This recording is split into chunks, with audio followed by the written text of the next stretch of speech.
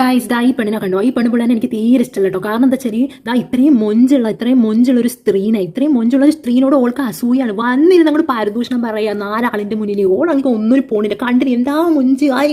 ഹെൽനോസ് പാട്ടി എന്ന് പറഞ്ഞ പെണ്ണിനോട് എനിക്ക് പറയാനുള്ളത്, ഈ ഇങ്ങനെ വരുന്നവരോടും പോണവരോടൊക്കെ ആ പാമ്പിടിച്ച പെൺകുട്ടീനെ കുറിച്ച് കുറ്റം അങ്ങനെ പറഞ്ഞിട്ട് ഓളുടെ BP ഒക്കെ ലോ ആയാലും ഹോസ്പിറ്റലിൽ കിടന്നു കഴിഞ്ഞാൽ പിന്നെ ഈ ഉത്തരം പറയോ? എന്റെ ഫാൻസ് ഉത്തരം പറയോ? ഇനിയിപ്പോ അഥവാ ഉത്തരം പറയാൻ അറിയില്ലെങ്കിൽ പേടിക്കണ്ട, ഇപ്പൊ ഞാൻ പറഞ്ഞുതരാം.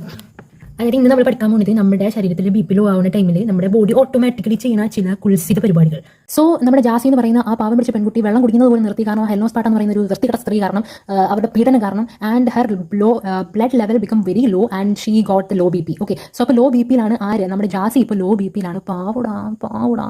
ആൻഡ് ലോ BP ആയാൽ automatically low glomerular filtrate rate, അതായത് ഗ്ലോമറിൽ സരിച്ചെടുക്കുന്ന ആ ഒരു റേറ്റും കുറവായിരിക്കും. സോ ഗ്ലോമറുലാർ ഫിൽട്രേറ്റ് റേറ്റ് കുറവായി കഴിഞ്ഞാൽ ഓട്ടോമാറ്റിക്കലി ഈ JGA, അതായത് എക്സ്ട്രാ ഗ്ലോമറുലാർ അപ്പാരറ്റസ്, റെനിൻ എന്ന് പറയുന്ന ഒരു സാധനത്തെ റിലീസ് ചെയ്യുന്നു. ഈ റെനിൻ ആണ് ഇനി ബാക്കി മൊത്തം പരിപാടി ചെയ്യുന്നത്. ആൻഡ് ഇവിടെ ഏറ്റവും ഇമ്പോർട്ടൻ്റ് ആയിട്ട് പഠിക്കേണ്ടത് JGA എന്ന് പറയുന്നത് ഈ GFR ഡ്രോപ്പ് ചെയ്യുമ്പോൾ, ജാസിയുടെ GFR ഇപ്പോൾ ഡ്രോപ്പ് ആണ്. അപ്പോൾ JGA സെൽസ് റെനിൻ ആക്ടിവേറ്റ് ആക്കിയിട്ടുണ്ട്. ഈ JGA എന്ന് പറയുന്നത് രണ്ട് സാധനങ്ങൾ, അഫറന്റ് ആർട്ടീരിയോൾ ആൻഡ് DCT ഇങ്ങനെ ചേർന്നിട്ടുള്ളതാണ്. അതായത് ഈ അഫറന്റ് ആർട്ടീരിയോളിലെ JG സെൽസും DCTയിലെ മാക്കുലാർ ഡെൻസിൻ ചേർന്നിട്ടുള്ളതാണ്. ഓക്കെ, അങ്ങനെ വീഡിയോ ഇട്ട് നിന്നോടി കാരണം തന്റെ പേരിൽ ജാസി ഫാൻസ് കേസ് കൊടുക്കാൻ പോണ് കള്ളിച്ചി. നമ്മുടെ ജാസിയുടെ പരിതാപകരമായ അവസ്ഥയിൽ പരിതാപകരം തോന്നിയ അത്രയ്ക്ക് മതി.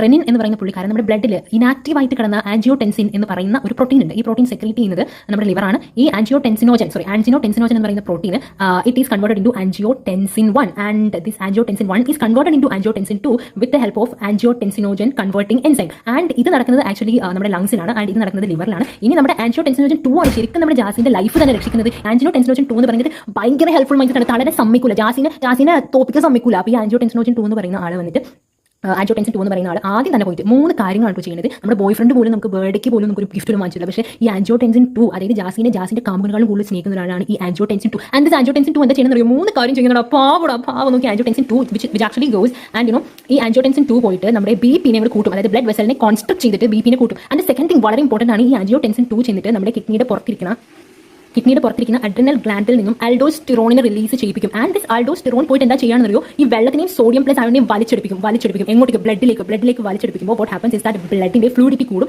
And blood pressure increases. എന്റെ പൊന്നു മോളെ, അതായത് ഓളി എൽനോസ് പാട്ട് രക്ഷപ്പെട്ടുക. ഇവിടെ നോക്കി BP ഇവിടെയും കൂട്ടി ആൻഡ് ആൽഡോസ്റ്റിറോൺ ആക്ച്വലി ചെയ്യുന്നത് നമ്മുടെ വാസോപ്രഷൻ അഥവാ ADH ചെയ്യുന്ന സെയിം കാമ്പനാണ്. പിന്നെ അവസാനമായിട്ട് പാവട ഈ ആൻജിയോടെൻസിൻ 2 ഹൈപ്പോതലാമസിൽ ചെന്നിട്ട്, ഹൈപ്പോതലാമസ് എന്ന് പറയുന്നത് തേർഡ് സെന്റർ വെള്ളം കുടിക്കാനായിട്ട് മുട്ടുട്ടോ. അപ്പോൾ നമ്മുടെ പാവ ആശ ചെന്നിട്ട് ഒരു കാലം വളരെ തോളം വായിക്കാത്തൊരു കമത്തു. അങ്ങനെ എന്തായി? അങ്ങനത്തെ പിടിച്ച് നിൽക്കാണ്. ഈ എന്തൊക്കെ പറഞ്ഞാലുണ്ടല്ലോ, ഈ ആൻജിയോടെൻസിൻ 2 റാസ് മെക്കാനിസം ഉള്ളിടത്തോളം കളി എത്ര നീ കാർമേലി നിന്നിട്ട് ചലിച്ചിട്ടും കാര്യമില്ല. അന്നെ കാണുമ്പോൾ എനിക്ക് തരണം തോന്നുന്നുണ്ട്. ഞാൻ എക്സാം കഴിഞ്ഞിട്ട് വരാൻ എനിക്കുള്ളത് ഈ ലോകത്ത് വേറെ ഒരു പെണ്ണിനും കഴിയാൻ കഴിയില്ല. ഞാൻ ഇവിടെ എക്സാം ആയിട്ടാണ് ഞാൻ ഇവിടെ ഇരുന്നത്.